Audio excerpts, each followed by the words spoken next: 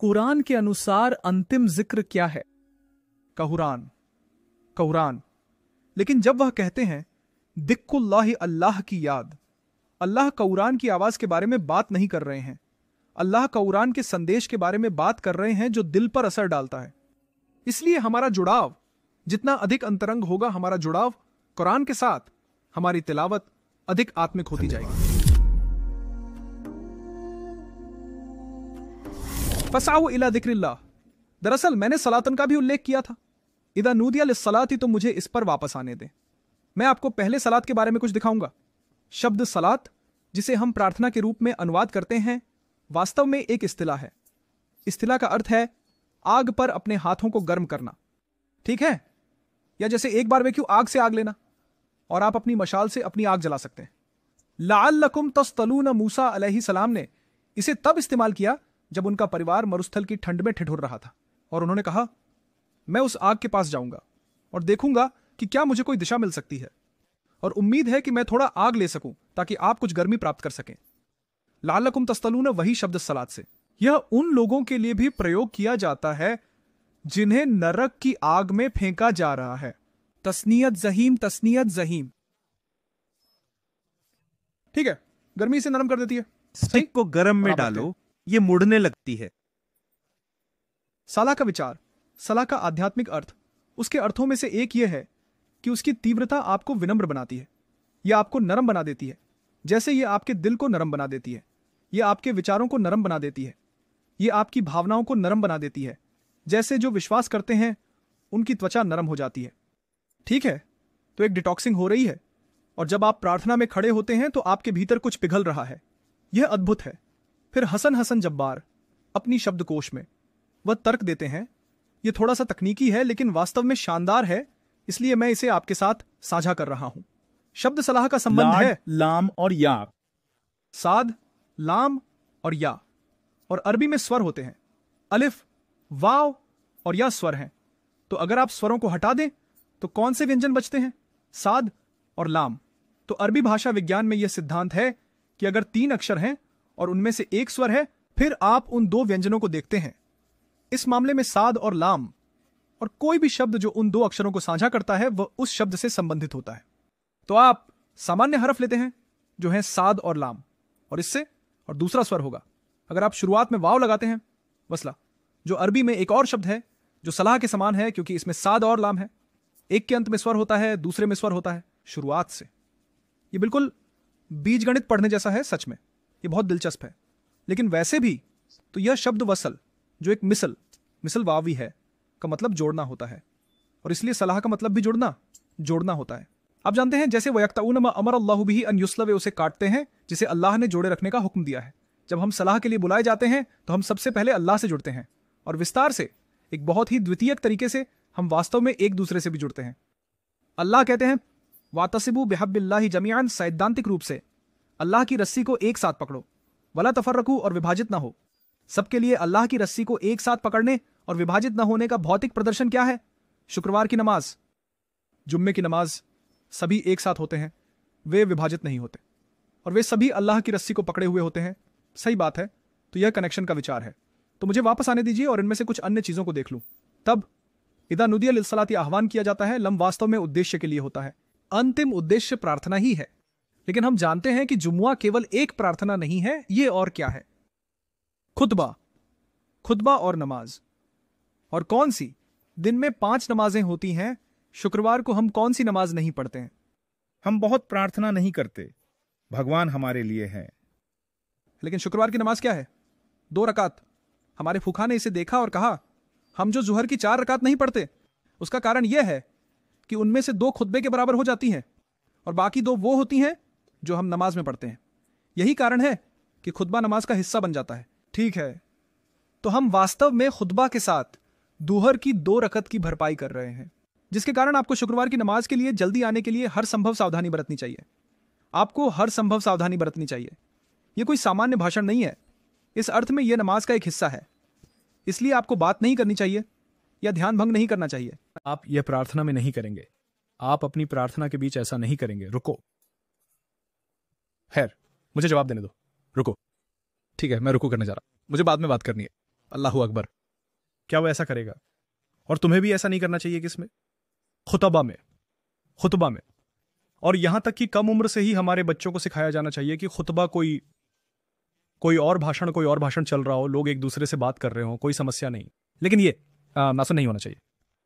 अब मैं आपके साथ अपनी बात साझा करूंगा, फिर से ये आपके लिए विवादास्पद लग सकता है, लेकिन मैं इस पर अपनी स्थिति आपके साथ साझा करूंगा। ये था क्योंकि ये मान लिया गया था कि 2 रकात जोहर अब खुतबे के समकक्ष हैं, जो इसे फिर खुतबे को पवित्र बना रहा है। खुतबा अब पवित्र हो गया है। अब जब ये पवित्र हो गया है, इसे इंग गए अरबी में, इसलिए फतवा आया कि खुतबा खुद अरबी भाषा में होना चाहिए, अन्यथा इसे वास्तव में खुतबा नहीं माना जाएगा। ठीक है, मेरी इस दृष्टिकोण के साथ समस्या यह है कि एक पैगंबर ने अरबी में बोला क्योंकि वह एक अरब श्रोताओं से बात कर रहे थे। यह पहली बात है। पैगंबर की मसनून खुतबा की आरंभिक प्रशंसा या यह तथ्य कि हम अल्लाह की प्रशंसा करते हैं और पैगंबर पर सलवात भेजते हैं, हां, वह अरबी में करें। यह एक महान सुन्नत है। लेकिन अगर कोई अरबी व्यक्ति या अरबी बोलने वाला व्यक्ति बात करना शुरू करता है कि हमें कैसे अपने नौजवानों को अधिक स्वतंत्र और आर्थिक रूप से जिम्मेदार बनाने में मदद करनी चाहिए ताकि वे जल्दी शादी कर सकें, लेकिन वह ये सारी बातें एक तुर्की समुदाय के सामने अरबी में कहते हैं, और वे ये सारी बातें एक बांग्लादेशी समुदाय के सामने अरबी में कहते हैं, क्या उनमें से किसी ने अल्लाह की आयतों के बारे में कुछ सुना? उन्होंने नहीं सुना। वास्तव में जो मैं आपके साथ साझा कर रहा हूं वह कुरान की एक आयत से प्रेरित है।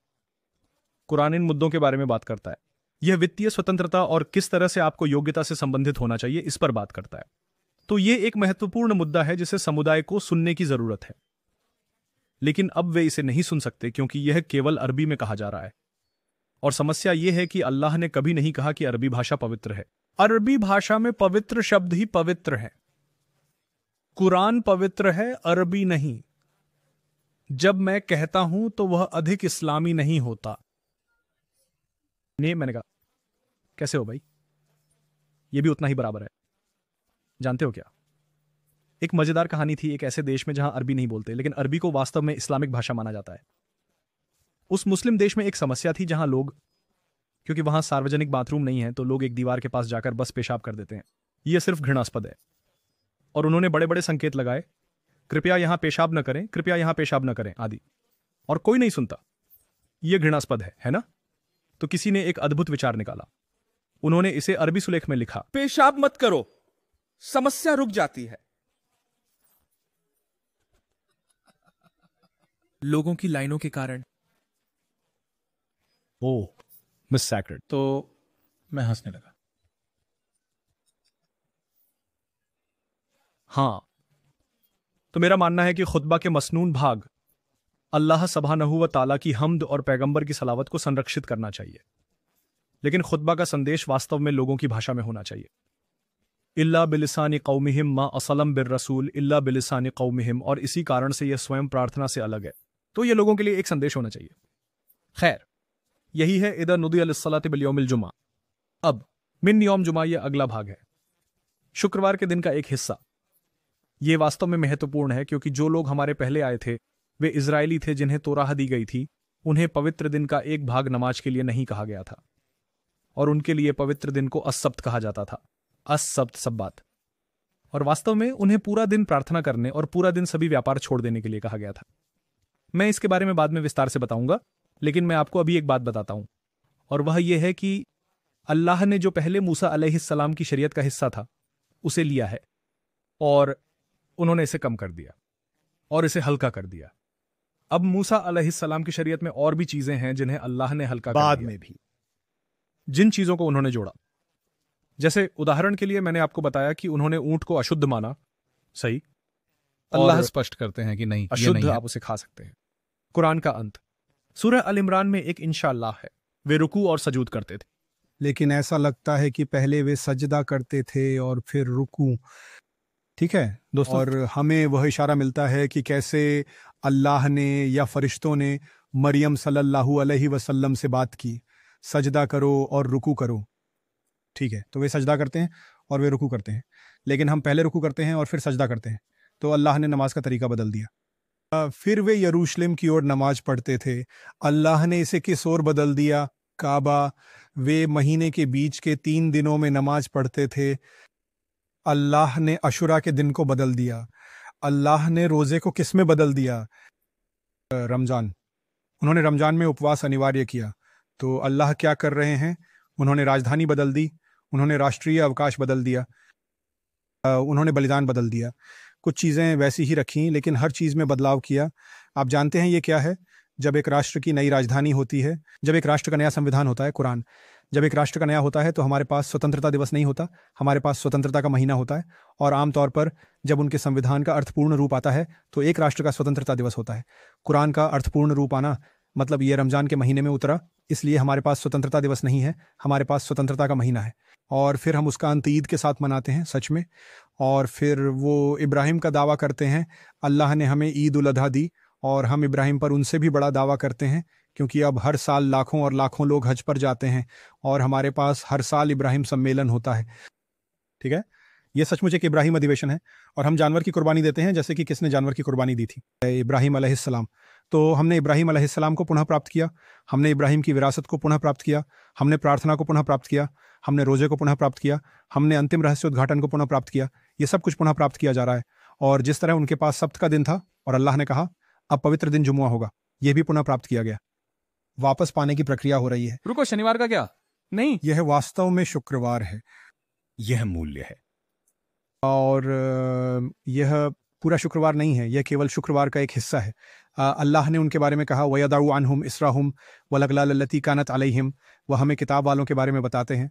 अल्लाह ने इस अंतिम नबी को कुछ ऐसा दिया है जो उन पर बोझ और पक्षी थे। जंजीरों को हटाता है। वे थे सब्त से जकड़े हुए थे और अल्लाह ने उसे हटा दिया और उन्हें कुछ अधिक आसान चीज़ की ओर बुलाया, जो शुक्रवार का दिन है। तो वह हमसे कहते हैं फासाओ इला दिक्रिंदहु, जल्दी करें। वैसे जुमुआ मेम में यू की ध्वनि है ना। बनु अकील अरब के एक और कबीले जुमाह जुमाह कहते थे बिना हरकत के, जुमाह जैसे पाकिस्तानी जुमाह। तो तुम मूलतः बानु उकैल हो, तो तुम्हारा सही है, मुझे तुम्हें सुधारने की ज़रूरत नहीं है जैद। नहीं नहीं, तुम जुमुआह कहते हो। नहीं, तुम जुमुआह कह सकते हो, ये ठीक है। जुमुआह, जुमुआह अरबी में कहना ठीक है, ये कहना गलत नहीं है, ठीक है। वैसे जुमुआह कहलाने से पहले इसे अरोबा कहते थे, या अरोबा, जो वास्तव में आराम का मतलब है। हाँ, तो पहले इसका पुराना नाम अरबी में अरूबा था। काफ़ी अच्छा नाम है, लेकिन जुमा बेहतर है। मुझे याद है किसी ने कहा, हाँ तुम उरलबा जा रहे हो। मैं जैसे नहीं, मैं बहामा जा रहा हूँ। वैसे भी चलो थोड़ी बात करते हैं। वैसे सिर्फ आपकी जानकारी के लिए, इसे अरूबा कहा जाता था। रविवार को अव्वल कहा जाता था, वह शनिवार था, वह सोमवार था, और फिर दोबारा और मोइस, और फिर अरूबा, और फिर शियर। शियर वास्तव में उनके लिए शनिवार है। प्राचीन समय में ये हफ्ते के नाम थे। अब बेशक हमारे पास अल अहद, अल इथनाइन, अल थुलाथा, अल अरबिया, अल खमीस, अल जुमुआ और अल सबत हैं, लेकिन दिलचस्प बात यह है कि सबत वही है, सिवाय अब के, जिसे इब्रानी में शब्बात कहा जाता है और अंग्रेज़ी बाइबल में इसे सब्बात कहते हैं, जिसका वास्तव में अरबी व्युत्पत्ति सप्ताह से है। सप्ताह का मतलब काटना होता है, यानी जैसे वजालना नौमकुम सप्ताह सब्बात से भी आता है। उन्होंने आपकी नींद को एक ऐसा समय बनाया जो आपको इस जीवन से काट देता है। ठीक है, जो भी समस्याएं आपके साथ चल रही हैं वे तब नहीं चल रही होती जब आप सो रहे होते हैं। आपका तनाव, आपकी चिंता, या यह झगड़ा खत्म हो गया, बहस खत्म हो गई, बैठक खत्म हो गई, क्योंकि आप वहां नहीं होते, आप कट जाते हैं। ठीक है, तो शब्द सबत का उपयोग किया गया क्योंकि यह काट देता है। व्यापार, उनकी कमाई, सब कुछ ये उन्हें पूरी तरह से काट देता है ना। तो अल्लाह कहते हैं फसाउ इला दिक्रिल्लाह, अल्लाह के जिक्र की तरफ दौड़ो या अल्लाह को याद करने की तरफ दौड़ो। अब अल्लाह ये कह सकते थे कि जब शुक्रवार के दिन की नमाज के लिए बुलाया जाए तो उसकी तरफ दौड़ो, फसाउ इलैहा, उसकी तरफ दौड़ो, और यह उसकी का संदर्भ नमाज से होता। लेकिन अब अल्लाह ने नमाज को एक नया नाम दिया, जो क्या है? अल्लाह की याद, दिक्रिल्लाह, फसाउ इलैहा दिक्रिल्लाह, इसे अल-मज़हर बाद अल-मुदमर या फिर मकाम अल-मुदमर कहते हैं। मतलब हमने एक सर्वनाम की उम्मीद की थी, लेकिन अल्लाह ने एक संज्ञा का उपयोग किया। इसे सरल शब्दों में कहें तो अगर अल्लाह नमाज की पुकार करें तो उसके लिए जाओ, वह सरल समझ में आता है ना। अगर अल्लाह नमाज की ओर बुलाए तो उसके लिए जाओ, उसके लिए सबको सुनाई देता है, वे जानते हैं कि ये किस बारे में बात कर रहा है, ये किसके बारे में बात कर रहा है, नमाज। लेकिन अल्लाह कहता है जब अल्लाह नमाज की ओर बुलाए तो अल्लाह का जिक्र करने जाओ। अल्लाह को याद करने के लिए जाओ। इसलिए प्रार्थना शब्द या इसका उपयोग करने के बजाय उन्होंने इसे अल्लाह को याद करने के साथ बदला, जो कुछ कारणों से वास्तव में अद्भुत है। इनमें से सबसे स्पष्ट एक है कि नमाज बाहरी रूप से है, लेकिन अल्लाह की याद दिल के अंदर है। यह अल किताब और हिकमत का संगम है ना? क्योंकि सलात किताब है और जिक्रुल्लाह हिकमत है, और वे फिर से जुड़ गए। तो आप उन्हें एक दूसरे से अलग नहीं कर सकते। एक हमारे कार्यों का मामला है और दूसरा हमारे दिल का मामला है। अब हम ये भी समझते हैं कि जुमे की नमाज का असली उद्देश्य क्या है। वह है सच में अल्लाह को याद करना। तो अब अल्लाह को याद करने की अवधारणा। आपके ब्रेक से पहले इस बारे में कुछ टिप्पणियां। हम इस आयत के साथ समाप्त नहीं होने जा रहे हैं इतनी जल्दी नहीं, क्योंकि यहाँ चर्चा के लिए बहुत कुछ है, लेकिन मैं आपको अल्लाह के जिक्र के बारे में कुछ बताऊंगा। जब कोई कहता है कि मैं आजकल जिक्र कर रहा हूं, तो वे क्या सोचते हैं?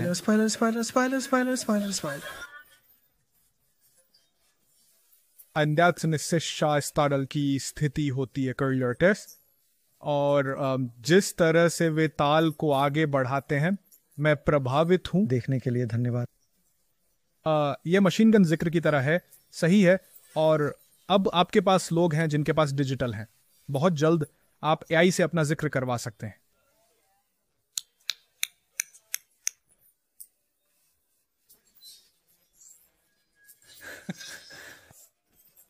क्या ये रिकॉर्ड हो रहा है? धिक्र एक अजीब चीज बन गई। मेरा मतलब है, जाहिर है आप ये चीजें ठीक से कर सकते हैं, लेकिन ये एक ऐसी संस्था में बदल गया जो वास्तव में उस चीज से दूर होती चली गई जो अल्लाह दिक्र के रूप में वर्णन कर रहे थे। अल्लाह की याद, अल्लाह की याद। अल्लाह कहते हैं, अनवाद लोग अल्लाह को खड़े होकर, बैठकर और अपनी बगलों पर याद करते हैं।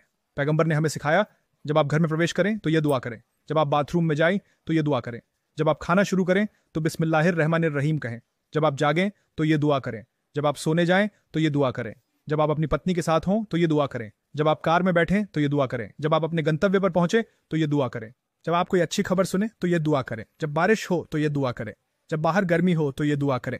हे मेरे भगवान, यह क्या है? ये सब क्या है? वह एक कानून की जटिलता है। चलो इसे याद रखें। जीवन में कोई भी अवसर बस अल्लाह की याद बन जाता है। यह एक साधारण शब्दों का सेट नहीं है। वो शब्द निश्चित रूप से मूल्यवान है। अल्हम्दुलिल्लाह, सुभान अल्लाह, अस्तगफिरुल्लाह। ये दिल से निकले शब्द हैं और हमें इन शब्दों की बुद्धिमानी का अनुसरण करना चाहिए। इसका अपना स्थान है, लेकिन वास्तविक जिक्र अल्लाह का जीवन की परिस्थितियों में होता है। निसरण, और यह आपकी आध्यात्मिकता के प्रदर्शन या दिखावे का साधन नहीं होना चाहिए। जैसे जब कोई ऐसा व्यक्ति आता है जिसे आप पसंद नहीं करते और आप कहते हैं अस्तगफिरुल्लाह अल्हम्दुलिल्लाह, या लोग कभी कभी कहते हैं अल्हम्दुलिल्लाह और दूसरी बार कहते हैं अल्हम्दुलिल्लाह। मतलब अल्हम्दुलिल्लाह चाहे कुछ भी हो, भले ही तुम यहां हो, और वो जिक्र नहीं है। वो बस आप किसी को धार्मिक शब्दों से चोट पहुंचाने की कोशिश कर रहे हैं। इससे जिक्र मत कहो। जिक्र दिल से किया जाता है, और जिक्र तब किया जाता है जब आप वास्तव में अल्लाह को याद करते हैं। और जिक्र का सबसे बड़ा तत्व, कुरान खुद कुरान के बारे में क्या कहता है? वह कहता है ये कुछ नहीं बल्कि जिक्र है। ये किसका वर्णन है? कुरान। इसमें कोई संदेह नहीं, जो भी व्यक्ति दिल रखता है उसके लिए एक शक्तिशाली जिक्र है। जो विकित की शक्ति रखता है। कुरान के अनुसार अंतिम जिक्र क्या है? कुरान, कुरान। लेकिन जब वह कहता है जिक्रुल्लाह, अल्लाह का जिक्र, अल्लाह कुरान की आवाजों की बात नहीं कर रहा है। अल्लाह उन संदेशों की बात कर रहा है जो दिल पर असर डालते हैं। तो हमारा संबंध जितना गहरा होता है, हमारा संबंध कुरान के साथ, हमारी तिलावत और अधिक आध्यात्मिक होने लगेगी। वैसे भले ही आप अरबी नहीं समझते और तिलावत सुनते हैं, आपको कुछ महसूस होगा, आपको एक संबंध महसूस होगा। लेकिन जैसे जैसे आप कुरान को सीखना शुरू करते हैं, यहां तक कि अप्रत्यक्ष रूप से थोड़ा थोड़ा करके, और आप वही तिलावत सुनते हैं, यह आपको अलग और फिर अलग और फिर अलग तरीके से प्रभावित करेगा। और मैं गारंटी दे रहा हूं आपके लिए, अरबी कुरान समझने की कुंजी नहीं है। अरबी कई दरवाजों में से एक है, कई ताले हैं जो दिल में खोले जाने चाहिए। यह सिर्फ एक कुंजी है, लेकिन बहुत सारे द्वार हैं। और उन दरवाजों में जितना अधिक समय आप लाज बुक के साथ बिताते हैं, आप उन अन्य दरवाजों को पहचानेंगे। आप में से प्रत्येक के अंदर अलग अलग दरवाजे हैं जो बंद हैं। क्योंकि मैं आपको एक ब्रेक देने वाला हूं, तो मैं आपको अपने जीवन के सबसे अद्भुत अनुभवों में से एक याद दिलाना चाहूंगा। मैं सुहेब के साथ दवरतुल कुरान नाम की चीज में गया था, दौरातुल कुरान। हम मस्कट के अमान गए और हमने वहां 1 सप्ताह बिताया, और शेख दाऊद मुसन्नन ने हमें पहले दिन जो कहा वह बहुत अद्भुत था। पूरा कार्यक्रम अरबी में था। हमने पूरा 1 सप्ताह मस्जिद में बिताया। मेरा ख्याल है कि हम और डॉ सुहेब वहां केवल 2 गैर अरब थे, और निश्चित रूप से मैं पूरी तरह से पाकिस्तानी दिखाई देना चाहता था, इसीलिए मैंने पूरे समय शलवार कमीज पहनी, क्योंकि मैं अरबी होने का दिखावा नहीं करना चाहता। तो क्योंकि मैं नहीं हूं, लेकिन फिर भी हम वहां पूरे हफ्ते थे।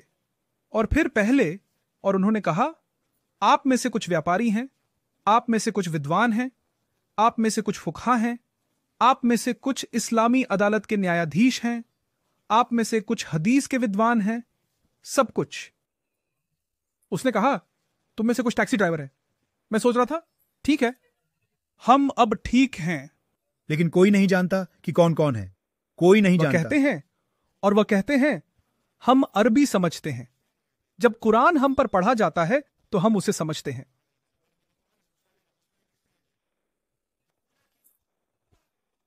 हमारे बीच, हमारे दिलों और कुरान के बीच दीवारें हैं। और दीवारें केवल ज्ञान के बारे में नहीं है, क्योंकि हमारे पास ज्ञान है, लेकिन फिर भी वे दीवारें हैं। हम 1 सप्ताह बिताने जा रहे हैं उन दीवारों को तोड़ने की कोशिश में जो हमारे बीच, हमारे दिलों और कुरान के बीच है। और उन्होंने कहा, हम कुछ करने जा रहे हैं जिसे कैरात कल्ब कहते हैं। हम पढ़ेंगे। कुरान का एक मानसिक पढ़ना होता है, एक जागरूकता से पढ़ना होता है, और एक दिल से पढ़ना होता है। हम कुरान का दिल से पढ़ना करने जा रहे हैं। एक कल्ब, कुरान का कैरात कल्ब, यही हम करने जा रहे हैं। मैं आपको बता रहा हूं, यह मेरी जिंदगी के सबसे अवास्तविक कुरान अनुभवों में से एक था। मेरी जिंदगी के। हम वहां बैठते और हम वही आयत की तिलावत करते। मैंने उन आयतों को सैकड़ों बार सुना है। और हम वहां बैठते हैं और शेख दुआद अल कुस्तम पढ़ते हैं, फालिकुल इस्बाह, और हम सब उनके पीछे दोहराते, फालिकुल इस्बाही वजअल अल-लैल सकनन, वजअल अल-लैल सकनन। वह जो सुबह को आसमान से फाड़ता है और जिसने रात को शांत बनाया। और हम मस्जिद में बैठे हैं, हम इसकी तिलावत कर रहे हैं, और आप बाहर देखते हैं और फजर के तुरंत बाद सुबह की रोशनी आ रही है, और आप उसे देखते हैं और आप सुन रहे हैं कि अल्लाह कह रहे हैं, फलिकुल इस्बाही वजअल अल-लैल सकनन। और यह ऐसा है जैसे आपने पहली बार यह सुना। आप तफसीर पढ़ सकते हैं, आप व्याकरण पढ़ सकते हैं, आप सब कुछ कर सकते हैं, लेकिन अब आप अपने दिमाग से नहीं पढ़ रहे हैं। आप पढ़ रहे हैं, फसाउ इला जिक्रिल्लाह, अल्लाह की याद में आइए। जुमुआ की नमाज में अपना दिल लाओ, उसमें अपना दिल लाओ। यही इसका मकसद है। कुछ लोग शिकायत करते हम हैं, हमेशा एक ही बात कर रहे हैं, हमें कुछ नई जानकारी चाहिए। क्यों अल्लाह हमेशा वही बात कह रहे हैं? अनुस्मारक की परिभाषा क्या है? क्या अनुस्मारक कुछ नया होता है? परिभाषा के अनुसार अनुस्मारक वह चीज है जिसे आप भूल गए थे, जिसे आपको फिर से बताया जाना चाहिए, और फिर से और फिर से और फिर से। तो खुतबा असल में अल्लाह का जिक्र होना चाहिए। तो मैं आपको इस आयत में इस बिंदु पर एक विश्राम देने जा रहा हूं।